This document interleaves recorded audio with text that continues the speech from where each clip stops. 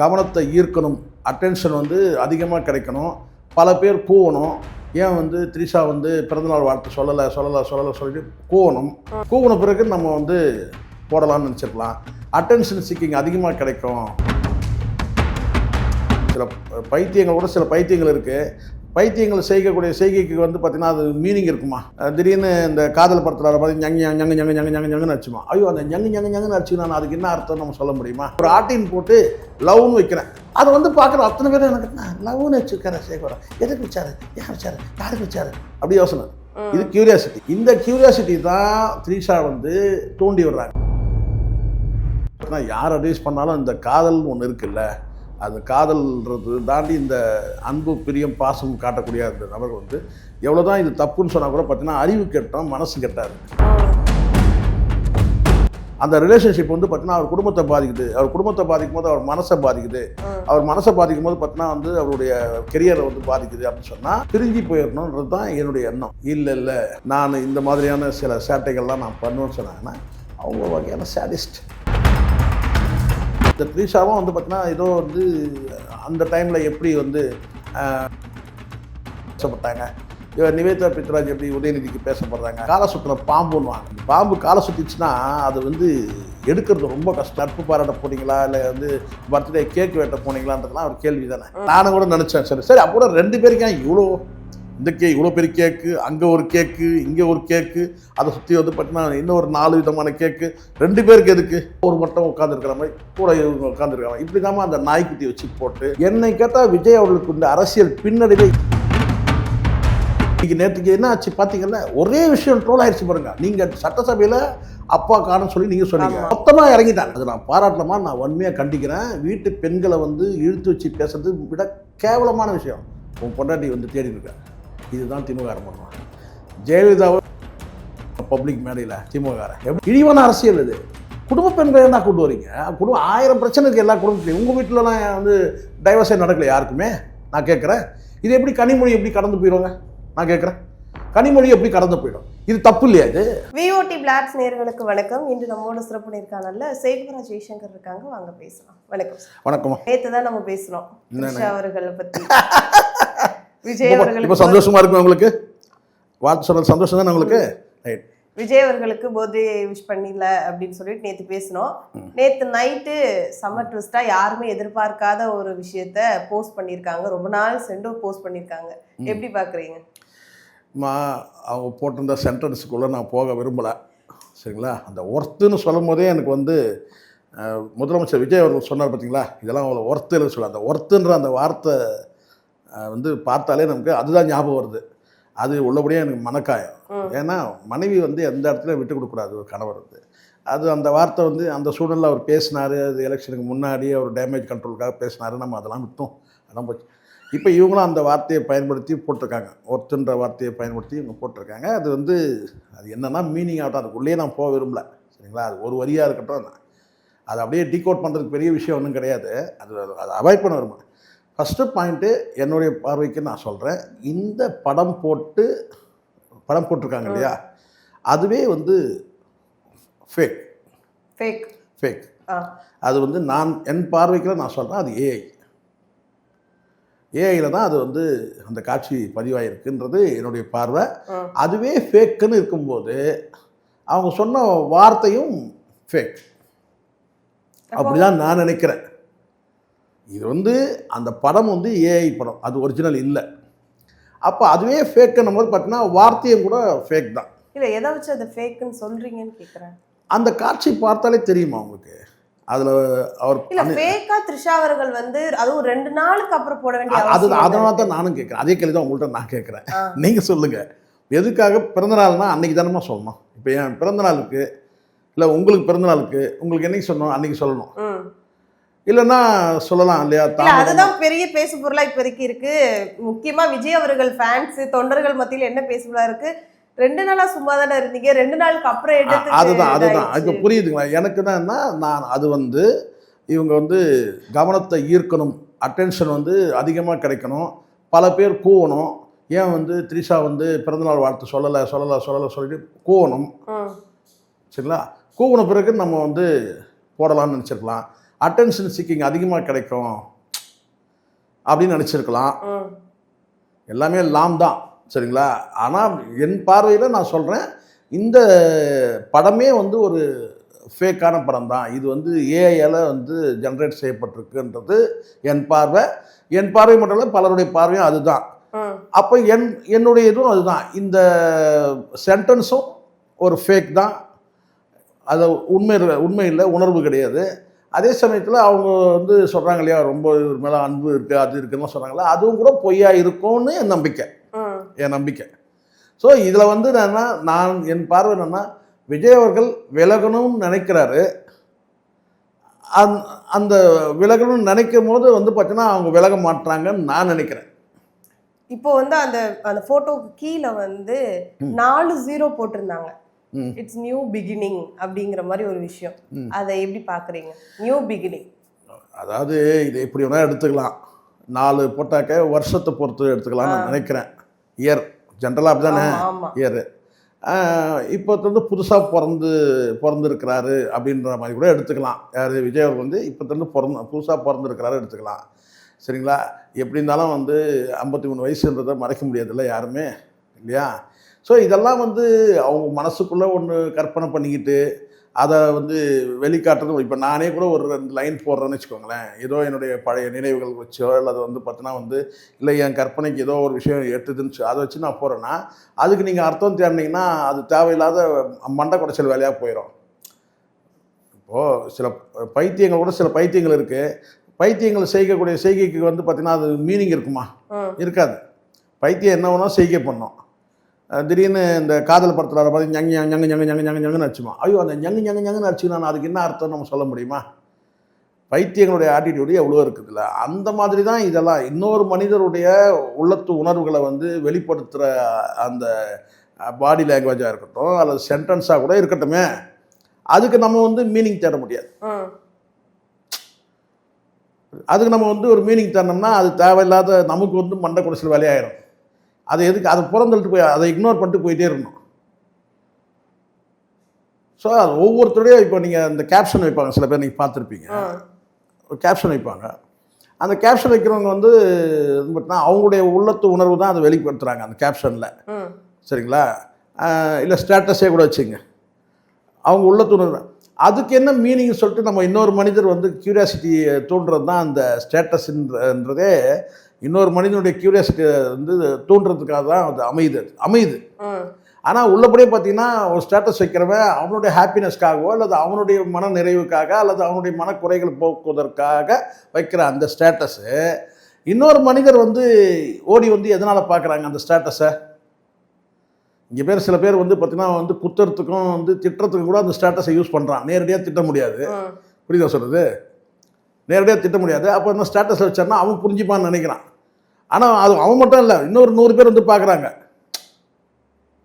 இப்போ உதாரணத்துக்கு இப்படி சொல்லிவிடுவோம், ரொம்ப நல்லா புரிஞ்சுக்கிற மாதிரி.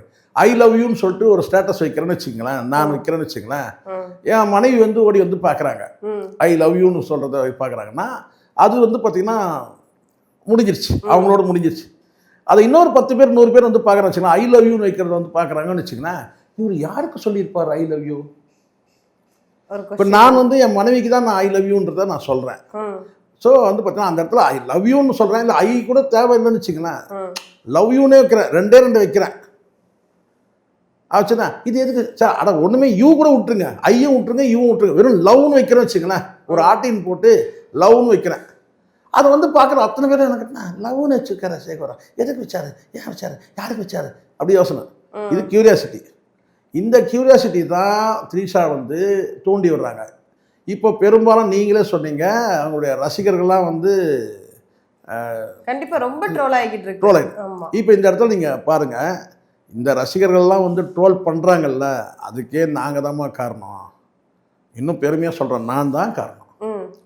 நான் காரணம், இன்னும் என்னை போன்ற பல பேர் காரணம். விஜய் மீது யாரெல்லாம் உண்மையான அன்பு வச்சிருக்கிறாங்களோ, இது விஜய் மீது உண்மையான, இன்னும் விஜயை கடந்து வந்து அவங்க வந்து பார்த்தீங்கன்னா வந்து மனைவி பிள்ளைகள் குடும்பம் நல்லா இருக்கணும்னு சொல்லி நினைக்கிறோம் இல்லையா, அந்த மாதிரியான மனிதர்கள் தான் இந்த த்ரீஷாவுக்கு இப்படி ஒரு நெகட்டிவான கமெண்ட்லாம் வருதுன்னு சொன்னால் நாங்கள் தயார்படுத்தினது தான்.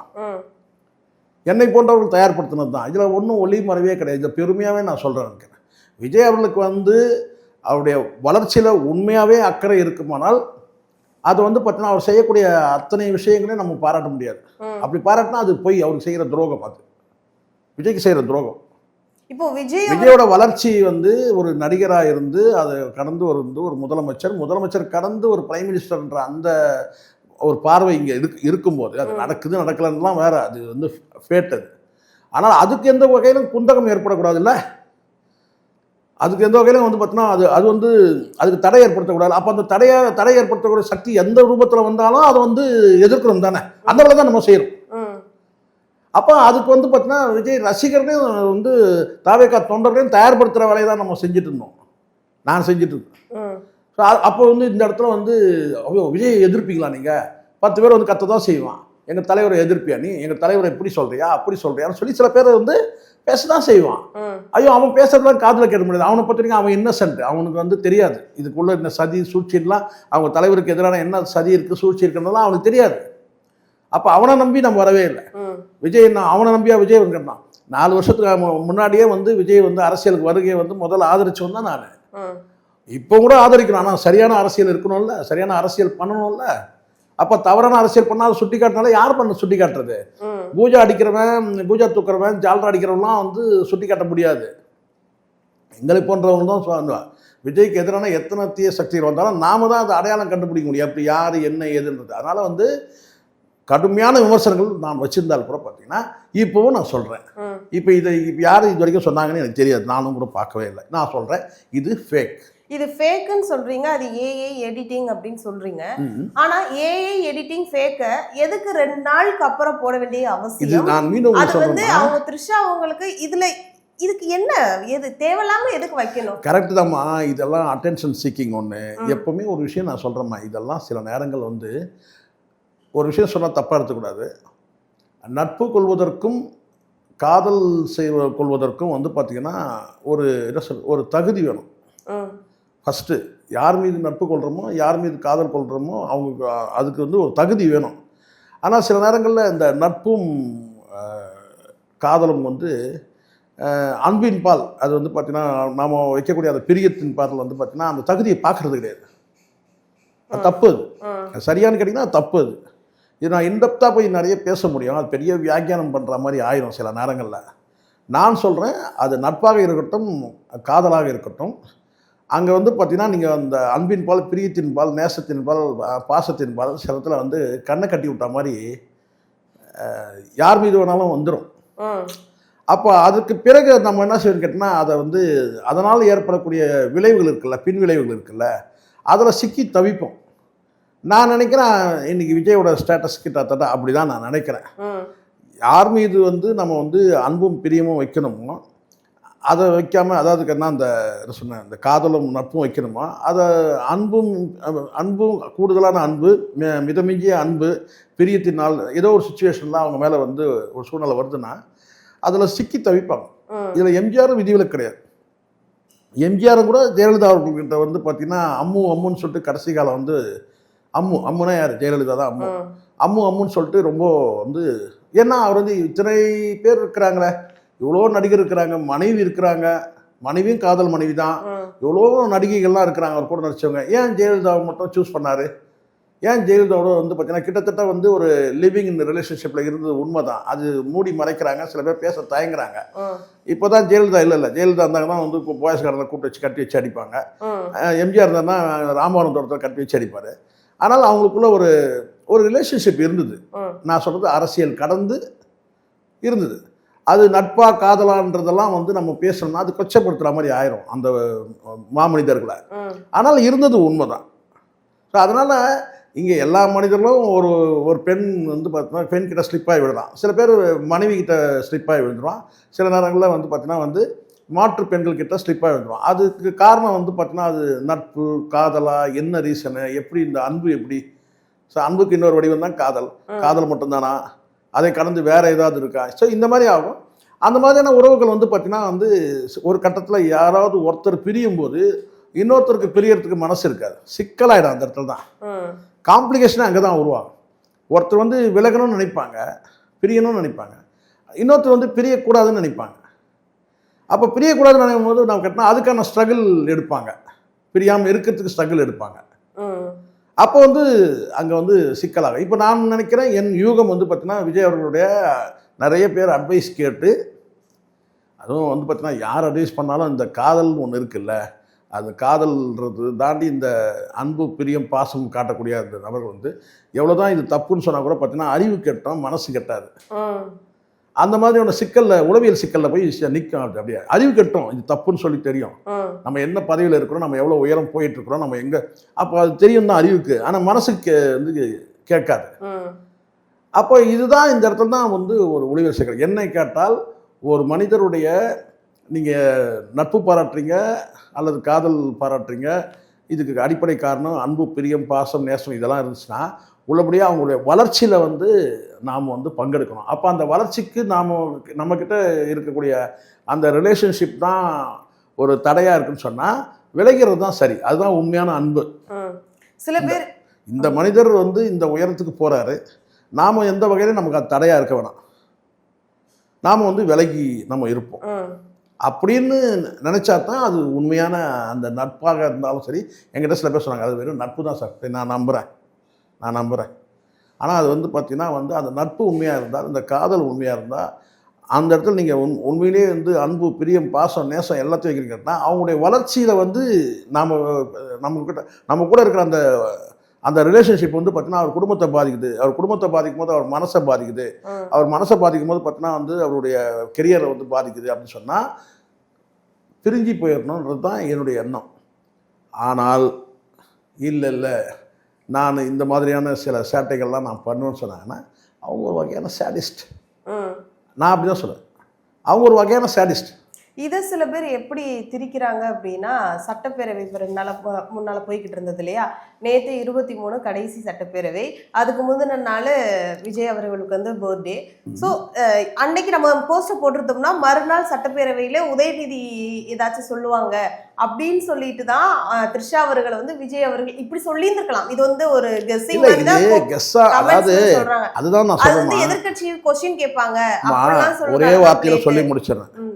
இங்கே பல சூழ்நிலையில் தமிழ்நாடு அரசியல் வந்து இந்த அரசியல் சதுரங்கத்தில் மாட்டி சில பெண்கள் சிக்கியிருக்கிறாங்க.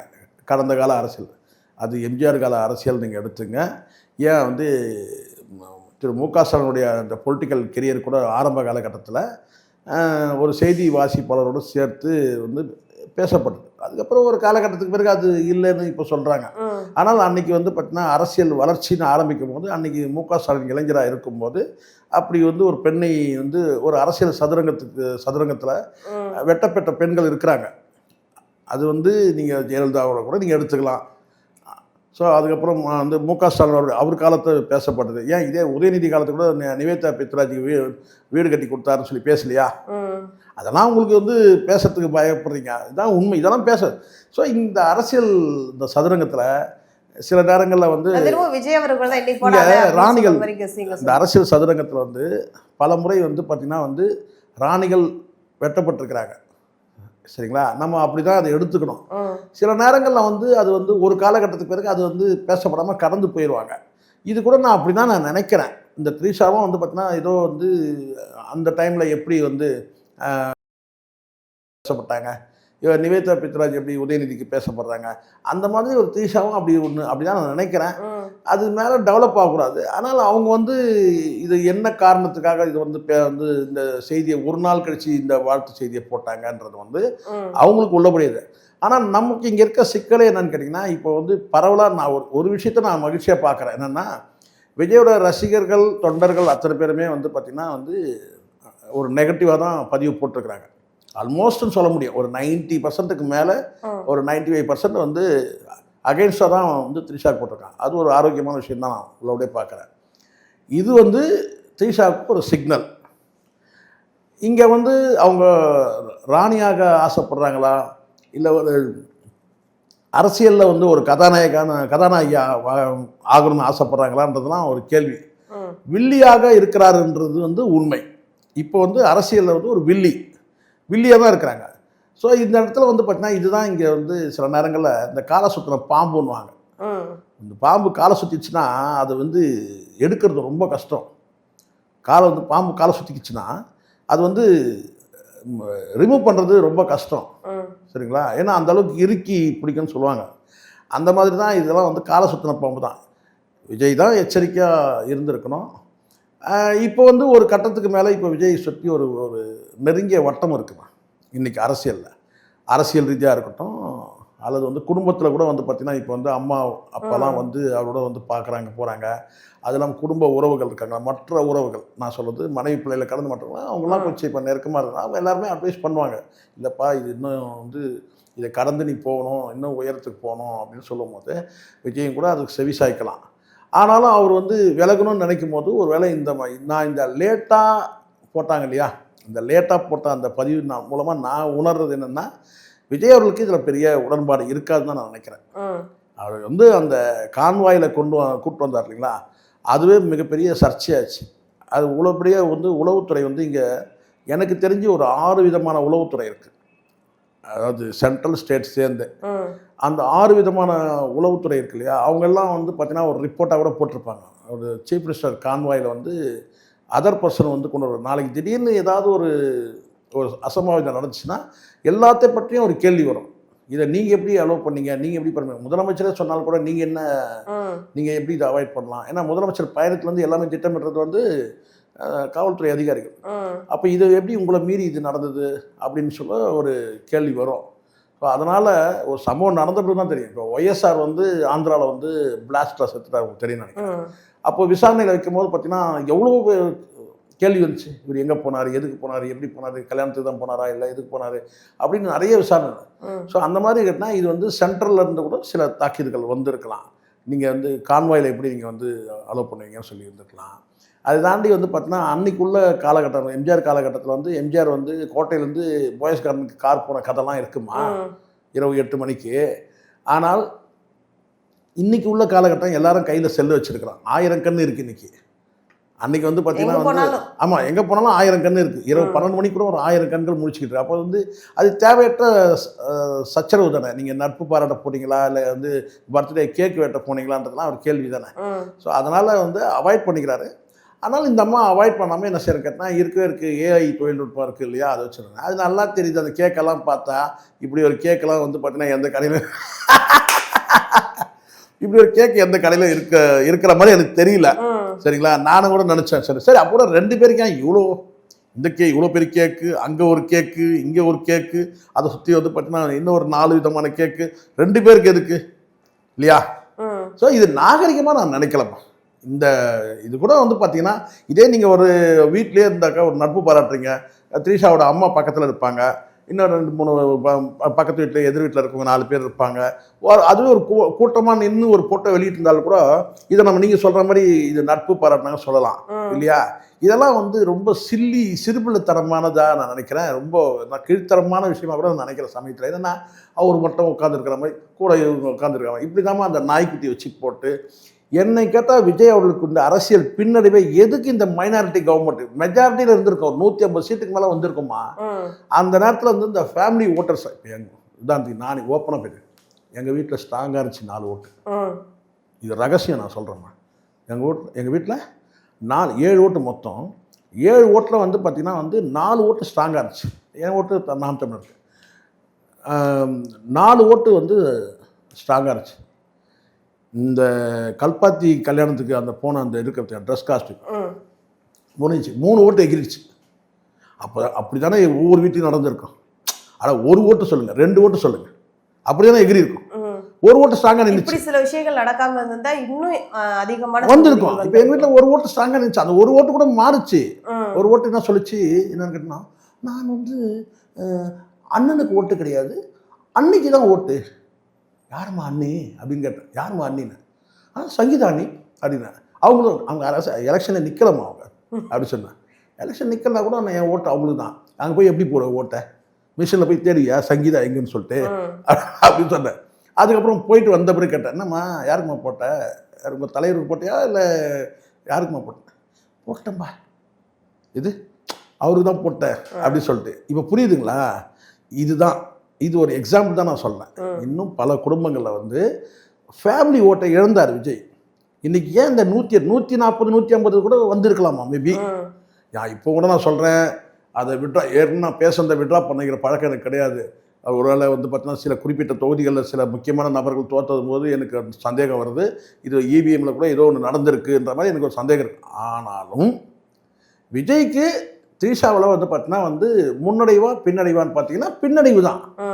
அப்போ அந்த பின்னடைவுனா அட்லீஸ்ட் ஒரு 10 சீட் வந்தால் கூட இன்றைக்கி இந்த கூட்டணி அரசு இப்போ விஜய்க்கு வந்து ஒரு குத்திக்கிட்டே இருக்காங்க பார்த்தீங்களா திமுக சைடில். உங்கள் மைனாரிட்டி கவர்மெண்ட்டு எங்ககிட்ட இருக்க ஓட்டை வச்சு தான் நீங்கள் வந்து பார்த்தீங்கன்னா இப்போ வந்து நீங்கள் இருக்கீங்க. அதுதான் நேற்று வரைக்கும் நடக்கிறது. நேற்று வரைக்கும் குத்திட்டு இருக்கிறது அந்த அவமானம் தானே. விஜய்க்கு உள்ளபடியாக அவருக்கு அது கவுண்டர் கொடுக்க முடியல. நான் நேற்று பேசும்போது அவங்க சுயேட்சையாக எடுத்த முடிவாக இருந்தால் கூட நீங்கள் சொன்னது தானே, ஊழல் சக்தி நீங்கள், கல்லாப்பட்டி நீங்கள், அவங்கள தான் நீங்கள் இப்போ உங்கள் பக்கம் இழுத்துக்கிட்டு இருக்கீங்க.